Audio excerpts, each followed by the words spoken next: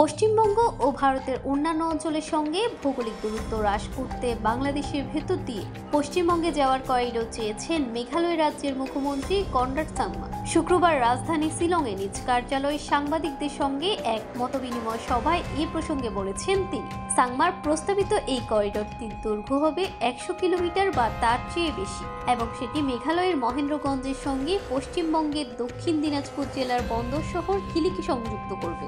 মহেন্দ্রগঞ্জ এবং হিলি দুই শহরের সঙ্গে সীমান্ত রয়েছে বাংলাদেশের। করিডোরটির নির্মাণ করা গেলে মহেন্দ্রগঞ্জের পাশাপাশি মেঘালয়ের তুরা, বাঘমারা, ডালু এবং ডাউকি জেলার সঙ্গে পশ্চিমবঙ্গের সংযোগ স্থাপন সম্ভব হবে বলে জানিয়েছেন কনরাড। মুখ্যমন্ত্রী বলেন, যদি বাংলাদেশের মধ্য দিয়ে হিলি এবং মহেন্দ্রগঞ্জের সঙ্গে একটি সংযোগ করিডোর নির্মাণ করা হয় তাহলে মেঘালয়, আসামের বরাক উপত্যকা এবং ত্রিপুরার সঙ্গে কলকাতার দূরত্ব 600 থেকে 700 কিলোমিটার কমে যাবে। এটি হবে একটি বিকল্প অর্থনৈতিক করিডোর।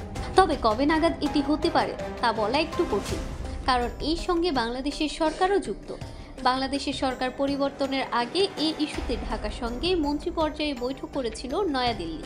আমরা এই ইস্যুটি পুনর্জীবিত করতে চেষ্টা চালিয়ে যাব।